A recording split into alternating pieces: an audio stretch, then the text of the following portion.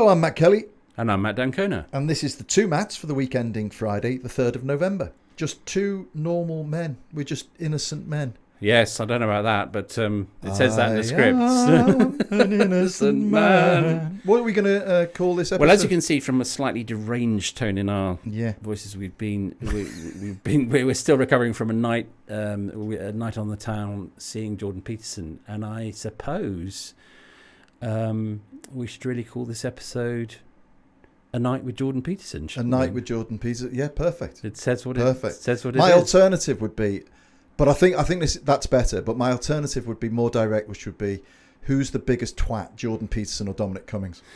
That is certainly to the point. But that is the subtext. So let's go with the come hither. A night with Jordan Peterson. Let's lure the listeners in. Enjoy. Delicately. Enjoy. Okay, so this is the Two Matts, episode 20, A Night with Jordan Peterson. Enjoy.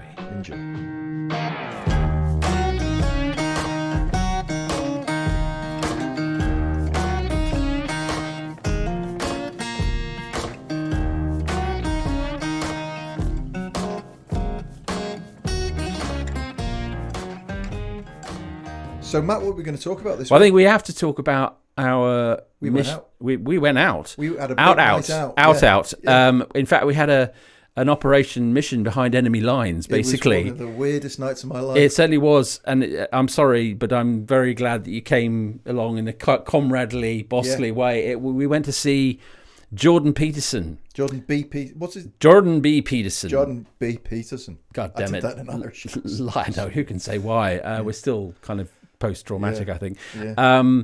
Live at the O2 Arena. Yeah. And boy, was it an experience, wasn't it? I think just to sort of give it some context, because lots of people know a bit about Jordan Peterson, but this week has been very specific. It's about the launch of something called the Alliance for Citizens Responsibility, ARC. No, the Alliance for a Responsible Citizenship. That's right, yeah. Alliance for Responsible Citizenship. Yeah. And if Matt, the third Matt, could give us a quick taste of the promo by Jordan Peterson. You should accept yourself just the way you are. What does that say about who I should become? Is that just now off the table because I'm already good enough in every way? So am I done or something? Get the hell up. Get your act together. Adopt some responsibility. Put your life together. Develop a vision. Unfold all those manifold possibilities that lurk within. Be a force for good in the world, and that'll be the adventure of your life. So what a crock of shit. Well, there it is. And the gig we went to, or revivalist meeting, or rally, or whatever you want to call it, I mean, between 15 and 20,000, I gather, were there. Is that right? Yes. It wasn't a sellout, was it? It was almost a sellout. I mean, it's kind of blacked out. They put curtains across a lot of the back. But it was extremely well attended. Yeah. And it was the capstone of 2 days of a conference held to launch ARC, which is a sort of brainchild of Jordan Peterson's, and it's not quite clear what its objectives are. But this was him, kind of after 2 days of talks and seminars and things near the O2. And which had included people like from the government, Michael Gove, Kemi Badenoch, Jimmy Carr was there. Who knows why? Well, someone wrote a piece. Tim Stanley wrote. Yes, quite that's a right, good in the piece. Telegraph. Actually, it was quite an arch funny piece in the Telegraph. It was very funny, and he said, it said, "What's Jimmy Carr doing here?" And they said, well, he's a very successful guy who doesn't like paying taxes. He fits right in. And the Member of Parliament for Gilead, Miriam Cates, talking about falling fertility rates. And she, of course, is co-chair of the New Conservatives, along with Danny Kruger MP, who was also there. And we've talked about the New Conservatives as the sort of the face of the New Conservative Party as MAGA UK. So there were lots of strands coming together. There were also, well-known scholars like Neil Ferguson and a bunch of American politicians, some dialing in. Vivek Ramaswamy, the presidential contender, dialed in. But last night was the sort of, was the big circus event, wasn't it? And we had Jordan Peterson at the start, pacing up and down. It's just weird. We need to go into this in some right, detail. and then a panel which was Douglas Murray, the well-known polemicist, conservative polemicist. Is he well known? Can I question that? Well known to us. Well known to us. I mean, Circles, I think if you watch too much telly, which I do, he is, but perhaps not very well known out. We'll return to him. So he's getting a bucket. Bjorn Lomborg, who he wrote a book in the late 90s called The Skeptical Environmentalist, which gives you an idea of where he's coming from, which is climate change exists, but not to worry, is basically. A truly bonkers Christian called Jonathan Pajot, who makes religious art, and more of him anon. And then the guest star at the end was someone who lots of people might not have heard of, some will, Ben Shapiro, who's a massive podcaster in America, runs a big network called The Daily Wire, which has 1 million subscribers, and he was the kind of the star turn at the end. Yeah. So that's the kind of setup. So what did you make of it? Well, I was left with I don't know if you remember PTSD. After PTSD, after Donald Trump's inaugural speech. On the steps of the Capitol. Oh, yes. At the very end of it, George Bush turned to Laura Bush and was lip-read to be saying, "Boy, that was some crazy shit." and I was left stunned, right? And so here's the honest thing. I went with a completely open mind, right? I haven't followed the ins and outs of Jordan Peterson and Douglas Murray and all of these guys as forensically as you have. And I thought, well, millions of people worship this guy. I mean, they gave him a standing ovation before he'd said a word. They do. And I thought there must be something that I can learn, right? When I'm sitting, I'm going to listen to the guy for 3 hours. I'm going to take something away, right? And what proceeded to unfold was a litany of utter banalities. Yes. That not only were they banalities, but they were so banal. They were the banality's banality. Stuff like, make yourself a better person. Be a good dad. Be a good husband. Be the best dad. Who wouldn't want to be a great dad? Yes. And this stuff was eliciting cheers and nods and murmurs, ripples.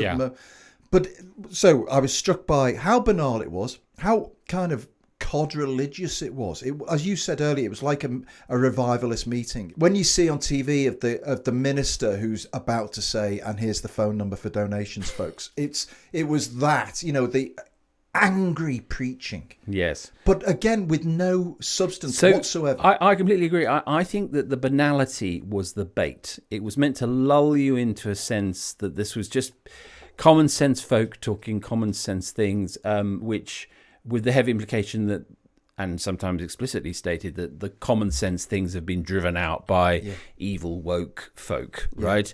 And they need to be restated afresh by a new generation. But that was the kind of setup. And, you and I were kind of occasionally exchanging glances and occasionally, brief observations, but that actually beneath the banality, there was a lot going on, some of it quite sinister, some of it hypocritical. So the first sort of premise you kept getting from these guys, starting off with Peterson and then with the panel, was that liberals, woke people, elites are obsessed by apocalyptic visions, and that this is a very dangerous thing because, in the view of this gang, there is no need to feel that way. However, at the same time, in a classic example of doublethink, they kept saying that we're in the fight of our lives and facing an existential challenge and we've got to defend civilization. There was one particularly jagged moment, I thought, was when Peterson said that if your child isn't, socialized when he's 4, he's doomed. Doomed? Yeah. Doomed at 4. Wow. So which is it, I thought? Is it scorn or is it urgency or is it actually both? Yeah. I'm allowed to say that the end is nigh, but you're not. Yeah.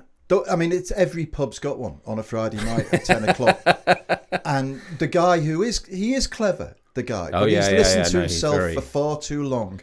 His vinyl is stuck and he's impervious to other challenge. And that was one of the other hypocrisies, the great hypocrisies, when they were bemoaning all these people, and they were literally talking about panels on stage about how there was no challenge, that liberals wouldn't be challenged. And you were on stage, you had 5 middle-aged white men all saying exactly the same thing. Yeah. All saying, I couldn't agree more. I couldn't agree more.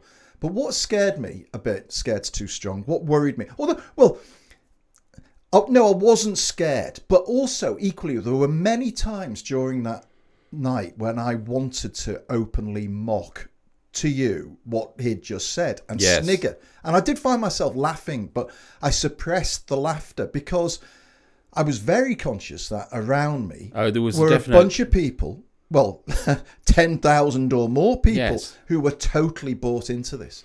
And I was trying to think, what were they so bought into? Because objectively, it was banal, right? And I once went to, there's a great screenplay writer called Robert McKee, the story teacher, and his book Story. And I went to his 3-day seminar. And actually, the style of Peterson is not dissimilar to McKee. That's interesting. He's a big, angry preacher, and he's very pompous and serious.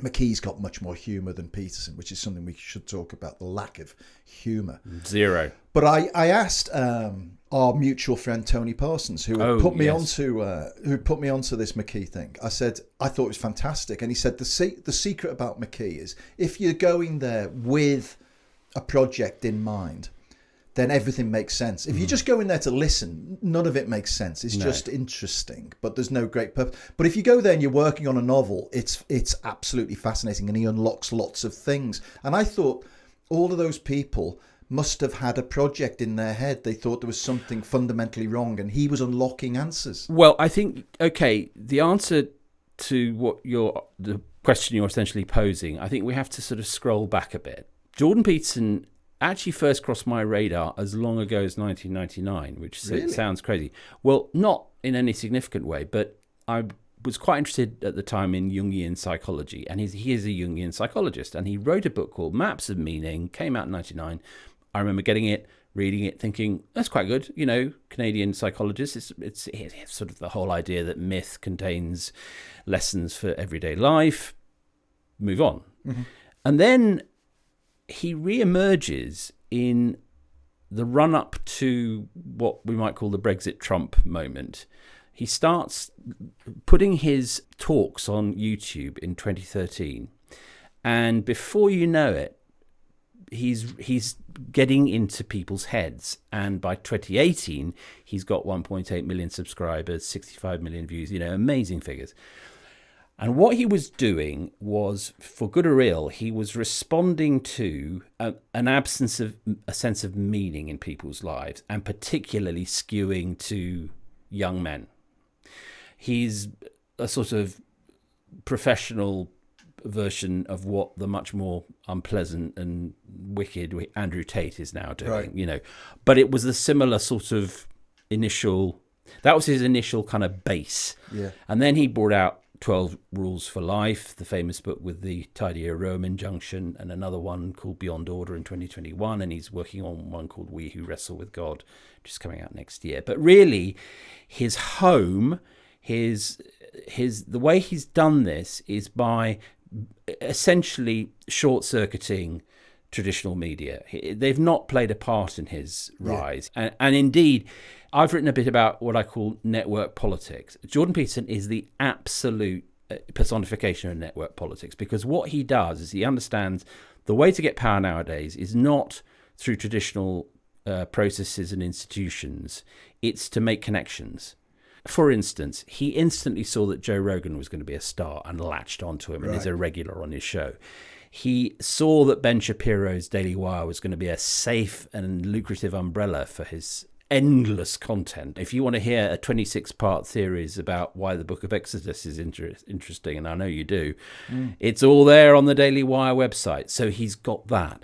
And this is another network. What ARC is more than anything is a network. So why were they there? They're there because I think fraudulently he is able to present them with a kind of meaning which they feel is lost in their lives. Yeah. And he's a very clever adapter to trends. So he came out just at the time that bookshops, you remember bookshops started to have smart thinking sections, right? Yeah. His books were all over that, when self-help was starting to become a little bit more muscular. Yeah. He was there. He's very nimble. He's very good at adapting to the kind of new methods of the moment, and therefore giving people what they think they want. So yeah, I get that completely. And clearly everybody in that audience was a super fan before they arrived. Oh, yeah. No one was there. Unlike, no one. You and I were probably unique yeah. in being there, convince us. And they'd all read the book. They'd all read the 12 rules, which maybe we should remind some people what some of those rules are in a second. But I was so disappointed in him that, when I've seen him interviewed by people who challenge him, he's very good. And he can be interesting and quirky and funny. But in this forum, where he was just being affirmed by people of I would say of lesser intellect, although listening to him, I don't think he's what you would call an intellectual giant. I just think he's a smart guy who can talk quickly and can finish the sentence with a lot of long words, and people go, "Wow, yeah, that makes sense." I got to the that sounds right. Yes. There's a great TED talk on I can't remember what the guy is, but it's a guy doing a piss take on TED Talks basically, and he says, I'm saying nothing, but I'm saying it in a modulated way. And I'm making you interested. Yeah. And when I finish, I'll return to the nothing I said, and it'll all seem like it was something, but it wasn't. It was nothing.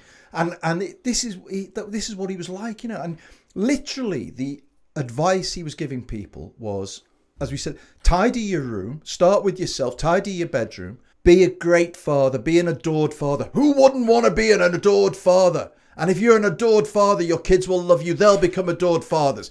And it was interesting. It was all about being a great husband, being a great father. Yes. There was no mention of being a great wife, being a great mother. Well, the structural misogyny of it was extraordinary. Do you remember the moment when he, with sort of good intentions, was telling a story of a patient he'd had? Yeah.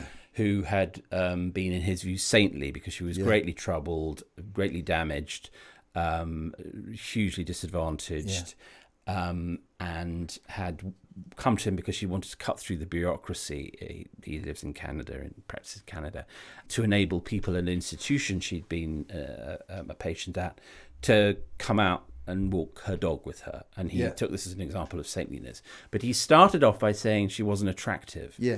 And there was a ripple of laughter in the arena, which was unambiguously cruel. Yeah, and the way he said it, it's probably what he said, and she was not attractive. She was not attractive. And then there was this ripple. And it was a chilling moment because before they all came on, there was the most kitsch, have I got classics for you, dreadful, aren't we all civilized, guitarist playing, bolero. A lone guitarist. A lone guitarist, but I mean, the semiotics of it were fantastic. It was, we're all very civilized. Yeah. Right. And I think that is where we start to get to what this is all about, because the dog that didn't bark last night who was he really having a go at? And I suppose to a certain extent, he was having a go at us. Totally. Because there were some tells, and I know you and I kind of caught some of them at the same time. So, for example, he talked about more than once about the globalist utopian vision. Now, that is very loaded language. That's Davos, world government, tyranny. It's a dog whistle to conspiracy theorists and wingnuts who think that Bill Gates is trying to turn us into zombies through 5G via nanotech and vaccines. And he said at another point that there's a plot to eradicate nation states. There really isn't. But that's terribly important. There was endless references to hierarchy and order. Their definition of freedom, I think, is quite an attenuated one. And you don't have to think very hard to work out who'd be at the top of the hierarchy in their imagined society. And absolutely crucial two things. Climate agenda. Yeah. That got biffed again and again and again. Yeah. And Peterson has serious form on this. He's talked about the climate con, the pseudo-religion. And it's because they see in people's concern for climate change, which is sanity, a rival agenda. A rival way of seeing and understanding the world. And they want to sow... All of these things are, geared to, it's hysterical, it's a cult, don't buy it. They're trying to take away your ability to lead a normal life. They're trying to impoverish people. What Rishi Sunak said about net zero is not a million miles remote from that in some respects. Yeah. But that's the deal. And the other thing that kept cropping up, and I know we both noticed this, was COVID. Yeah. He said the tyranny that enveloped us during the COVID crisis. I wrote that down, and I thought, okay, so you're going to use these two things to keep your flock in line and hopefully, in your eyes, extend the message to others. And they were the moments where no one said outright, that Islam's a problem. But there was it was there. And COVID was a conspiracy and all of these things. But every time you could sense that was yes, and the audience was kind of rising. But they never really delivered the. Although Douglas Murray looked for the world like he was gagging to, they never spewed it out onto the table. He was twitching with the desire. He'd obviously been told before, tonight is not a war night. Yeah, Douglas, we're not. We're going to be agreeable. Yeah. Which is, I hated him by the end of that. He can be. I've known him a long while, and he can be enormously engaging in private. Yeah. But that's really. I mean, it's funny, that one, because it's sort of irrelevant, isn't it? I mean, in terms of what we're discussing, which is the public domain, the public discourse, the fact that he's nice at lunch doesn't really matter. In fact, the opposite. In a funny way, it's the opposite. Yeah. And what he struck me as a total phony, as an absolute fraudster, and a guy who had been studying Christopher Hitchens on YouTube and was doing a lame impression of him. But he said, I've been reading a lot of Nietzsche lately. And there's this great line in Nietzsche which says, of course, you are right that somebody has destroyed your life, and that person is you. Now, I've seen either Christopher or Peter Hitchens do exactly that same shtick on YouTube recently. So it's a Hitchens tribute band. It is. It is like the Christopher Hitchens tribute band, and all that guy's got going for him, as far as I can see, is timing. His timing's good, and he drops his lines well, and the audience lap it up, and a effete English accent, which must go down like a gold mine in the States. Well, it's interesting because Douglas Murray essentially reinvented himself. He moved to New York, and his image changed completely. He, as a lot of when Brits go to New York as journalists, they have the teeth done, they have the hair done, they get the personal trainer, the wardrobe changes, and he's very slick now, and he's been doing I know he's been standing in for various people on Fox, so it's not difficult to work out what his ambition is there. And he's been on Rogan at least once, maybe twice. So his part in the sort of Jordan Peterson universe is the smart Brit who adds a little bit of grit to the schmaltz. And well, they lapped it. Look, to be fair, they loved it. They lapped it up. And Peterson introed him as saying, I was speaking to somebody who said they'd much rather be interrogated by Ben Shapiro, who's a famously, combative and good, combative and very good. Loyally, very good, polite as well, very polite. Than I would by Douglas Murray, and Murray was like, you could feel the absolute kind of the ego kind of burst out. Do you really think so? Like an aura. I thought the guy was a lightweight, to be honest. He didn't really. I think he would have liked more lines, put it that way, in the script. In the movie. One of the things that's interesting in all this is that I think that the big problem they've got is God. Yes, this was weird. Yeah. Because you could see, particularly Jonathan Pajot, the French-Canadian icon carver, sounds so Pythonish, isn't it? The French Canadian icon carver. And I watched the thing he did for the 2-day event. And in it, he kind of said, come on, guys, we've got to talk about God. And this is a problem because in the States, this kind of, wokery,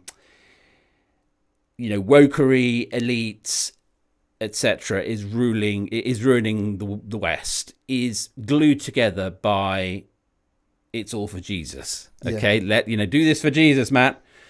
You can't do that here. You can biff the woke. You can shout about, do the Matthew Goodwin thing of shouting about elites. You can say that the European is staffed by, communists who want to turn your children into serfs. Which is true, by the way. Which, for anyone in listeners, if you are listening, is the plan. That is right. That is why model. we got you. We don't take subscriptions from people who aren't vaccinated. That's a whole other episode. But joking apart. There is a problem because you can't do that here. Yeah. And every time last night when things got to the praise Jesus moment, right? You couldn't do that. You can't. Peterson's a convert, isn't he? After he got really sick. He got really ill in 2018-19, initially with addiction to sleeping pills, sedatives. And as you do, he went to Russia and Serbia to try and get this cured. I mean, that sort of detail just tells you so much about the man, because he's very, very wealthy. So he could have got any Western medicine you can pay for. But no, he went off to strange clinics in Russia and Eastern Europe and then he came back and he's got God and also some very strange suits. Weird suits. I was staring at it all night. So for listeners, it was double-breasted suit, not particularly well cut, but half of it was a kind of burgundy red, and the other half was a sort of like a deep blue.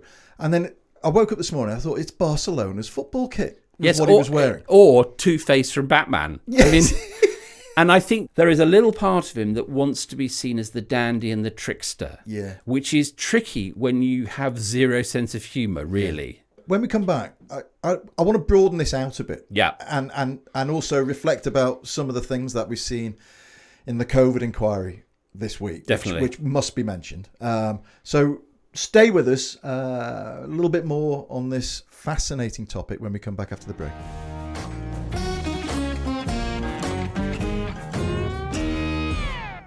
On the Media Podcast this week, Boris Johnson heads to GB News. Our pundits ponder what we should expect from the disgraced PM. Also on the programme, the media bill is back, but what's changed? We'll tell you all you need to know. All that plus the story of a new radio service for Gaza. That's the Media Podcast with me, Matt Deegan. There's a link in your show notes. Right, so Matt, the individuals concerned are well worth pillorying at great length, and I hope we've done a bit of that in the first half. But there's a macro picture here. Yes, there is. And the more you look at it, the wider it gets, and the more things get roped into it. New technologies and how our attitudes towards society. What do you think it all adds up to? I think what's happened, I mean, I mentioned in the first half my sort of fascination with network politics replacing old-fashioned institutional politics. And I think that is the really important bit, which is these guys all started off, they were called the intellectual dark web. Yeah. It's attributed to various people, that phrase, but it's people like Sam Harris and Bill Maher and Douglas Murray and Jordan Peterson himself and Joe Rogan and Dave Rubin and Ben Shapiro. All these people were, they were on the web and they were outside the norm, right? And initially they had the kind of maverick appeal, but now really they are super, super powerful. I mean, Joe Rogan's show in the States is by far the most powerful program media product in the world by miles. Yeah, and I think it's number 2 or 3 in the charts here as well. Yes, I mean it's the hardest one to get onto. Yeah. So this week Rishi Sunak is hosting as part of his AI summit is hosting Elon Musk. Yeah. Chat show host / Prime Minister meets billionaire tech guru at number 10. It's a slightly demeaning thing, but the interesting thing is that I bet you we're recording this on Thursday, so we haven't seen the Sunak-Musk encounter, but he I bet you it's about an hour long, right? Yeah. Musk did Rogan this week, Joe Rogan's show, and gave him nearly 3 hours. Yeah. Now that tells you... There's your proportion. Well, it also tells you where power lies. Yeah. Because as far as Musk is concerned, he's got this new cyber truck he's selling and various other things.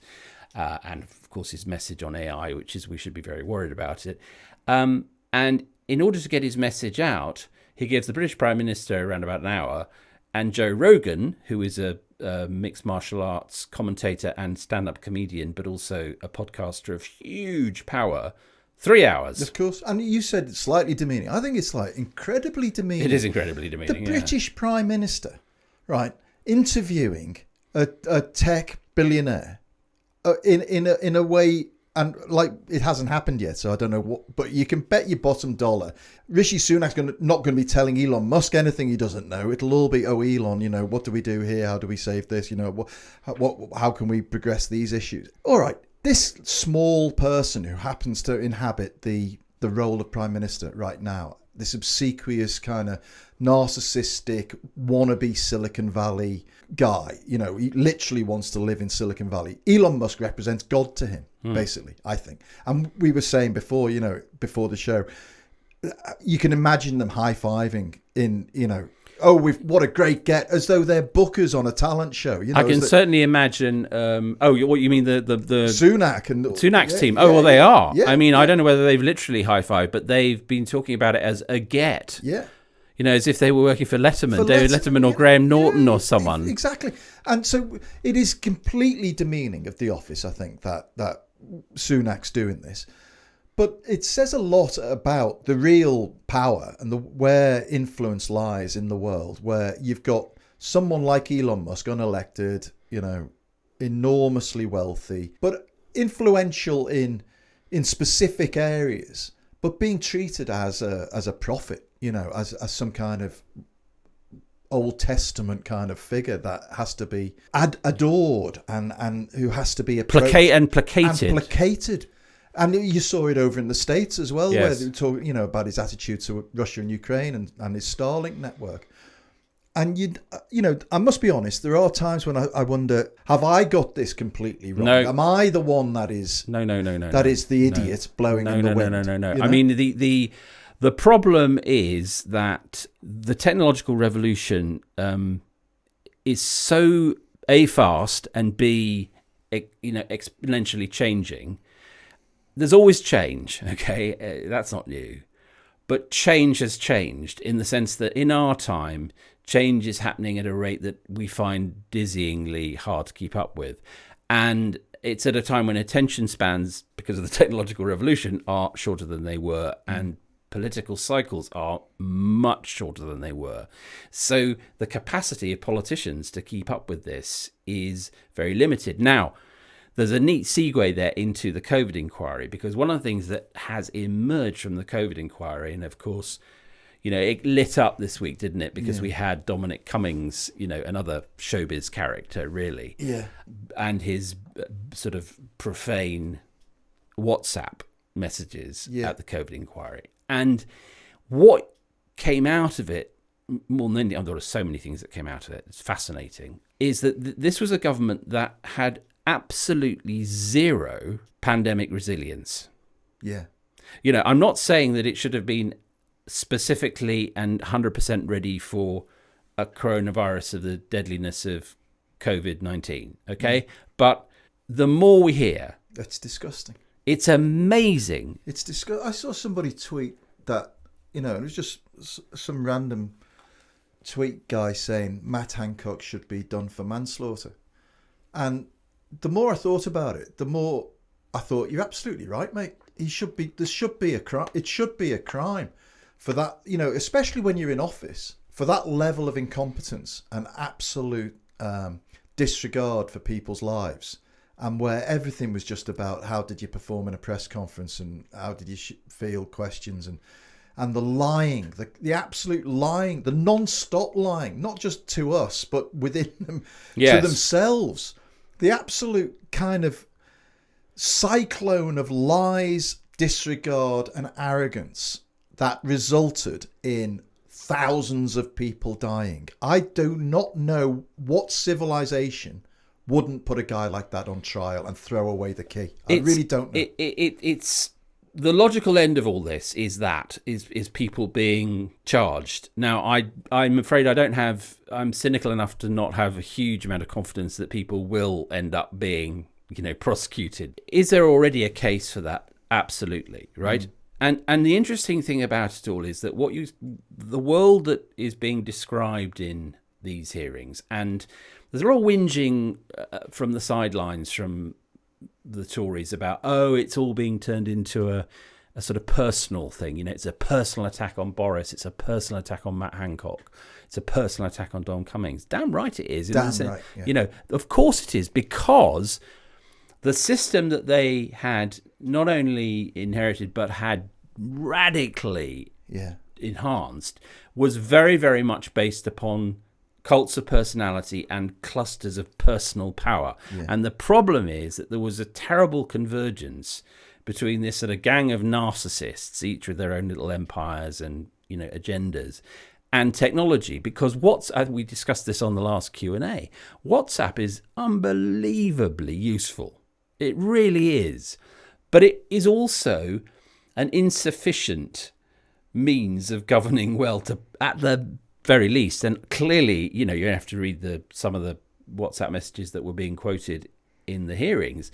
It's a bloody awful means of governing, because it lends itself to Dominic Cummings calling people the C word and misogynistic rants and ministers are fuck pigs and all this kind of explosive informality, which is offensive in and of itself, but it's also not a good way to make decisions. No, also there's something, because it can be an intimate exchange.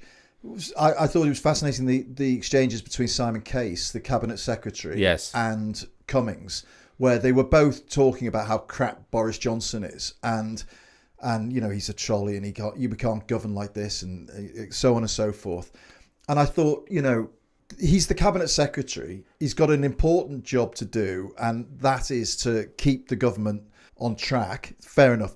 But also, he is talking about the prime minister, and once you lose respect, that's what I'm trying to say is, on WhatsApp, on Twitter, they're impulsive platforms, and it's so easy to lose the moment, lose respect. Yes, But that loss of respect doesn't just exist on that platform. It then extends out into the real world. And it's all part of the problem. The misogyny, the swearing, the aggressive nature of the way that those guys were doing business on WhatsApp was also translated into the real world. And the problem was that, a lot of the time Cummings was right about Johnson. Yeah, totally. Because, Johnson is a person who is completely unsuited to being Prime Minister. Yeah, but that fucker, right? That fucker, Dominic Cummings, knew that. Yes. Right? And every time that fucker talks and prattles on and bores everybody about how great Tolstoy was and all of this, and, is Anna Karenina better than War and Peace and all of this shit, let's not forget, discuss that guy knew what Johnson was when he helped get him elected. And he said so. I mean, the barefacedness of it is extraordinary, which is, he described it to I think it was Hugo Keith, who was still... he's the KC, the barrister. The barrister. There have been various lawyers, but I think it was still Keith. Said, we were taking a huge punt, but we had to, because we had to get Brexit done and we had to stop Corbyn. Well, how do you sleep at night, mate? And then we know from Cummings's subsequent interview with Laura Kuenssberg, which I still think is one of the most amazing political interviews I've ever seen to this day, where he says in terms that a few days after the 2019 election, he, Cummings, and his Vote Leave cabal were plotting to bring down the Prime Minister whose election they'd just secured with a big majority. Now, that is coup talk. Yeah. You've just, for better or for worse, you've just managed to get Johnson into number 10 with his own massive mandate. You've destroyed the Labour Party. The wheels of democracy, it may not be what you want, but they've worked. The system has worked. And within days, and he used that phrase to Laura Kuenssberg, within days, he and his pals, unnamed but we can have a good guess. We're talking about how do we get rid of him. Yeah. Now, that level of kind of anti-democratic entitlement is terrifying. And he's still in his own head occupies moral high ground. Yes, and he's talking about setting up a new party, which actually pleases me because for all sorts of odd cultural reasons, that doesn't seem to fly in this country. Yeah. You know, you have to occupy the existing parties. Yeah. You colonise them, as Johnson had the Tory party and Blair did the Labour Party. But still, you know, he's taken far too seriously in SW1. I think that's the threat, and I should apologise for my language to listeners, but I am angry. I'm really angry about this. And his line of defence on Twitter right now seems to be, oh, what's worse, me telling the truth about these people or the fact that those people were lying C words and all of this business? It's not a zero-sum game. You can both be culpable of a great crime against the state and against the people. And I think they are all guilty of a crime. A crime. I really do think it's a crime against the people. And it resulted in thousands of people dying. But he's very good, and we should call him out for this more often than we do, at hopping from one foot to the other. So some of the time he's Mr. Genius, who is the engine room of government. And other times he's standing back saying, you know, it nothing to do with me. They're all morons. I tried, you know, but the Cabinet Office is just completely dysfunctional, or the Department of Health is a bin fire, or whatever it may be. Yeah.